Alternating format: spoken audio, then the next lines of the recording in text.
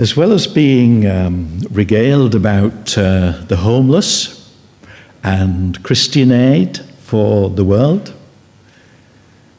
and I can't remember what else we heard about in the introductions this morning. It's also in the Methodist Church Racial Justice Sunday, which is not far removed from the things we've heard about already. And indeed Poverty Sunday, whatever we might feel that is about and relates to, how it impacts us. As well, of course, as we've already heard, do you know him? And for St Andrews itself, what's next? The away day at Beamsley this coming Saturday. And if you want to come to that away day, which is to seek God's guidance about our future, and you haven't got booked up yet, you need to do so. Today must be the last day. See one of the steward elders or me at the end of the service. But it's the do you know him that I want to focus on now for a few minutes. The theme, restorer. Did you keep that in mind as you were listening to the Bible passages? Restorer.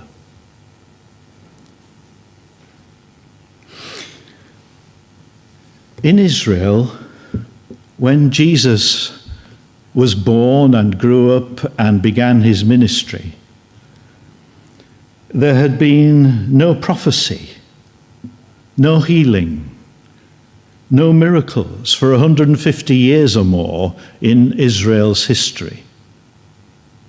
That's why there's a historical gap in the books of the Bible between the Old and the New Testament. There are other books that others want to include, but for our Bible, there is a gap. And it was as though God was no longer doing anything. Indeed, God's people suffered greatly and came under subjection of first the Greeks and then the Romans. The great stories of Abraham, Moses and the like had lost, it would seem, their ability to evoke an encounter with their God. Most in leadership had become so influenced by the world or so legalistic, they had lost touch with the reality of a God who loves people and promises them everything they need, but which his people had repeatedly rejected.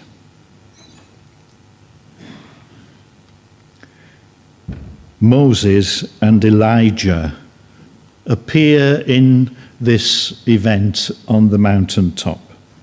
Moses and Elijah, the law and the prophets, present when the Father commends Jesus of Nazareth as his Son. I am pleased with him. Terrifying for Peter and no doubt the others too. For these kinds of things were of history, not of present experience. And Jesus' appearance is transformed. He is transfigured. He is aglow. He is presented as the light of the world. And this was not a vision. This was a real experience for four very different people. There was conversation. It was in real time. It happened. It was not just a thing of the mind.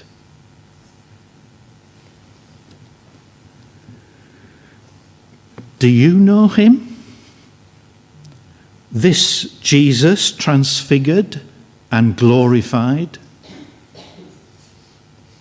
yet loving and humble, for whom this experience gave him the power and the strength and the faith to go to Jerusalem and face the cross and the rejection and carrying the burden of the world's evil and sin.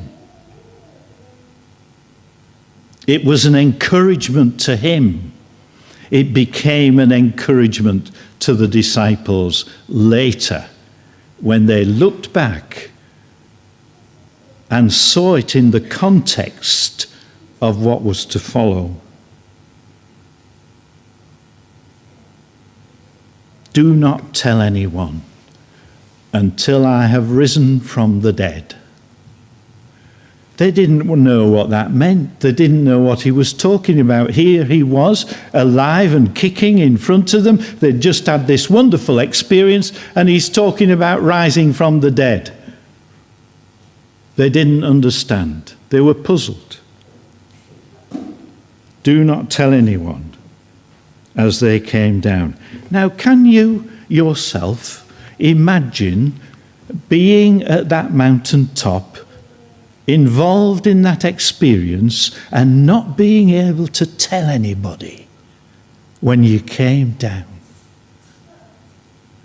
How many of you would have had to say something to somebody?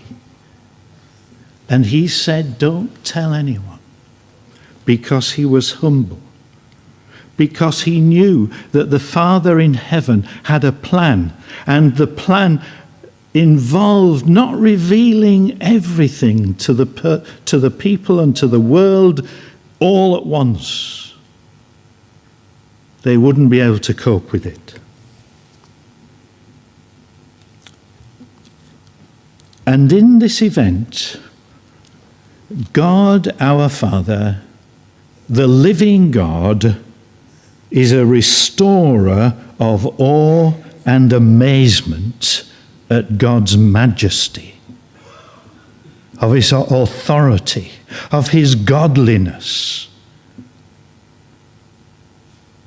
That's the first restoration that we get from this reading. The second, not from that passage, but from the second Mark passage, he is the restorer of my soul. As soon as that phrase came into my mind, restorer of my soul, I thought immediately of, what does it make you think of? Psalm 23? He restores my soul. Did that come to your mind?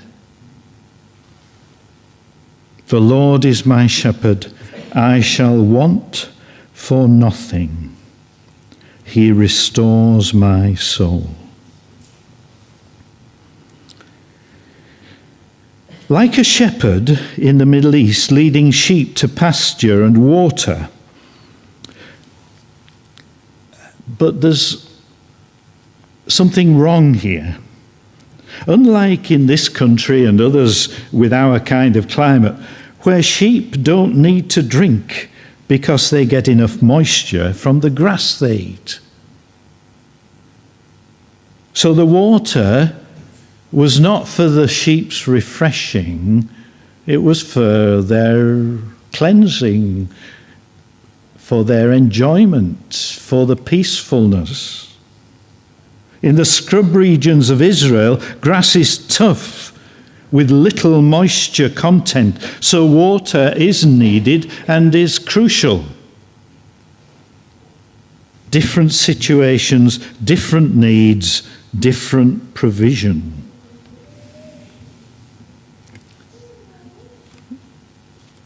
Forgive me if some of you have heard me talk about this before.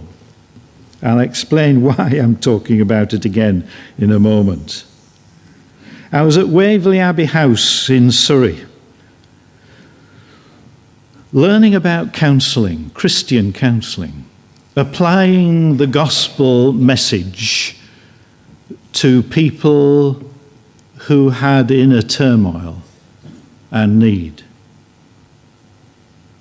A lecture based on psychological insights, but only those which are consistent with biblical truth, which is not all psychological insights. And hearing how in this lecture, how past events can blight a person's life. And as the lecturer was talking, an image flashed into my mind, an experience in childhood that had left me afraid. It was traumatizing. And I'd not recalled this memory. It had been locked away in that inner child that is one of the valuable insights of psychology. We all have this inner child. We were talking with some members of our family a day or two ago, how when a family comes together of all ages, people revert to the roles they would have had when the family was together in one house and maybe growing up together. People may have moved on since then and changed, but they become the child again to some extent, unless perhaps they're very strong.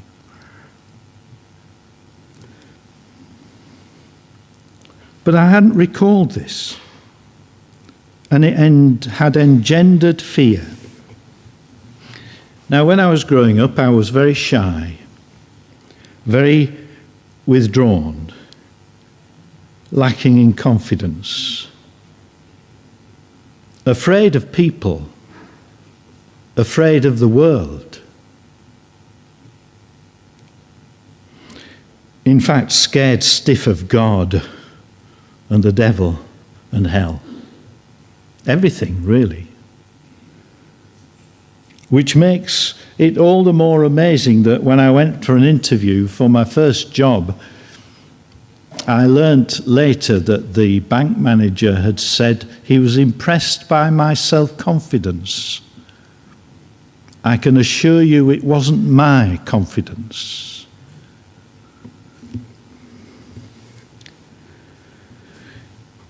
But as this memory came into conscious recall, a wave of energy from the soles of my feet moved up through my body and out through the top of my head and pressed my brain, and I could feel it to the inside of my skull.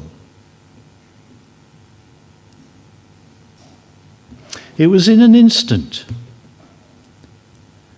But in the next instant, I knew that something powerful had left me. A spirit of fear that had gripped me from that experience as a child, that was keeping me bound and limited in what I could be and do. I can still be afraid of things, but it doesn't grip me. It isn't deep. It isn't there all the time. I will not grow tired of sharing this story.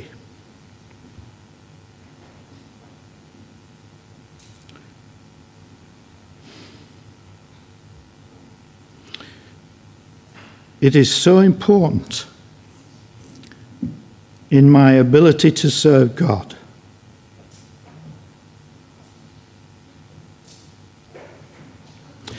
Until that time, I thought it was just the way I was, as other people are different and have perhaps other difficulties and struggles.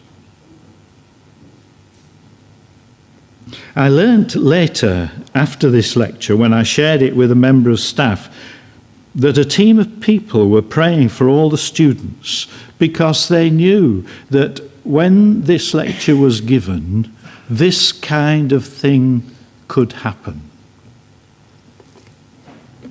And they wanted people to be freed from whatever may be imprisoning them.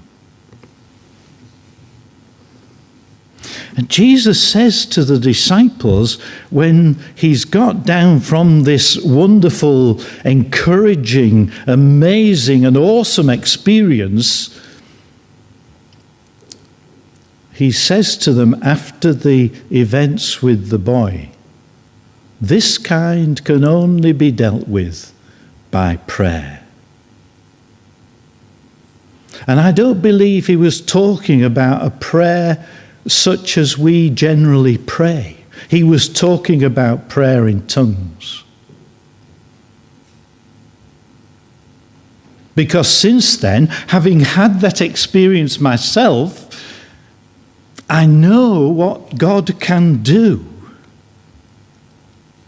I know what prayer has the power to do. And it's more than our normal church life these days. But that's not always been the case. The church through the ages has had people in many congregations, and perhaps all congregations to some extent, who know the power of God. And as Louise was saying, that God has given us the tools to serve him in the world and to meet the needs, not only the physical needs, but the deep psychological and spiritual needs that are in the world and so desperately need the church to be able to use.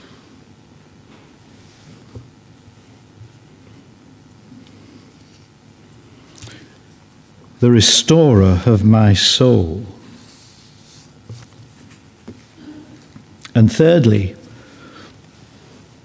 I want to say to you, and I may already have hinted at it, I may even not only hinted at it, but said it out loud and up front, if you like, the church community needs to restore the God whom the secular world dismisses, and which the church has followed on and has explained away in its theology.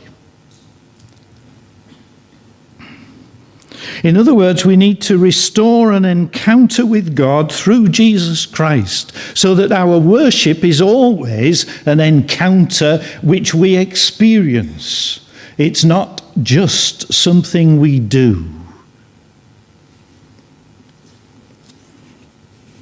I was reading a Bible Society newsletter, and a young girl called Malawi. No, that's not her name. Her name is Tadala, but she lives in Malawi,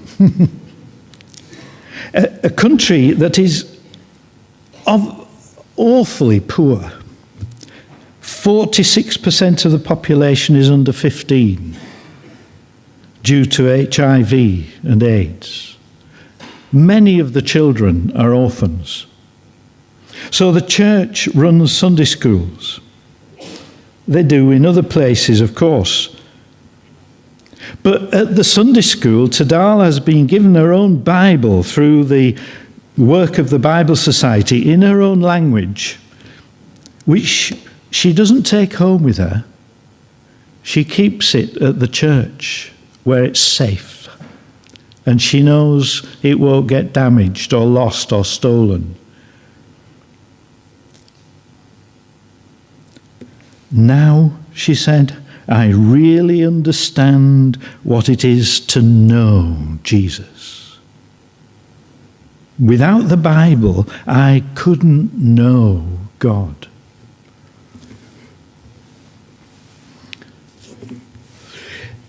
This year, it's 50 years since Martin Luther King was assassinated. He had a dream, didn't he? He had a vision. This was a real vision. This was a vision, a picture in his mind of a world of brotherhood and sisterhood, A world in which, for instance, the suffragette movement wouldn't be needed, and all the sexual harassment and being treated like a second-class citizen would have no place and would never be heard of or experienced. Not because it was against the law, but because every person's heart would be transformed by the love and the light of Jesus. And evil thoughts would no longer be entertained when they were presented to people. It's a dream, isn't it? But it's a dream that motivates people. It's a dream that we work towards in whatever small way we feel we can. But he was motivated by a vision of God, of his love and of his majesty. And so the church community needs to restore this God in his glory, this God in his power, this God in his sovereignty, this God in his transcendent reality.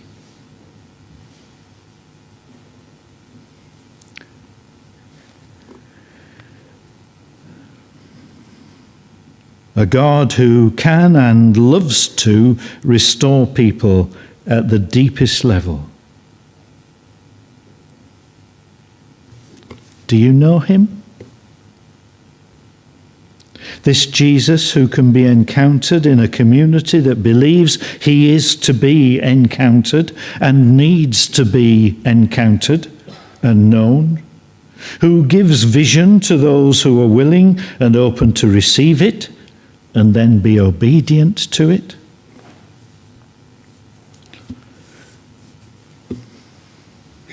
It's not an either-or situation, this. It's not a choice between loving in practical ways against racial injustice or poverty. Not a choice between that and living in the power and authority of a transcendent life. It's both. Both in the same community of faith, supporting and encouraging one another, but all out of a transformative experience of knowing him.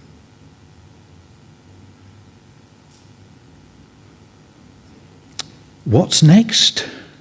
When you begin to think along these lines, what's next can become very exciting and maybe very scary.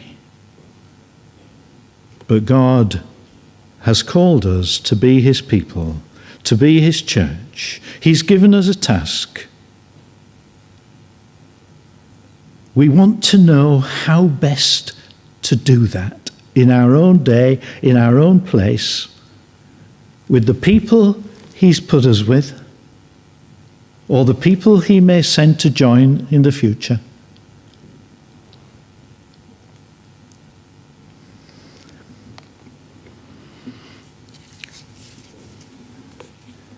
The restorer. God is in the business of restoring his own glory, of restoring souls, and he wants us to be in the business of restoring him to his rightful place. Amen.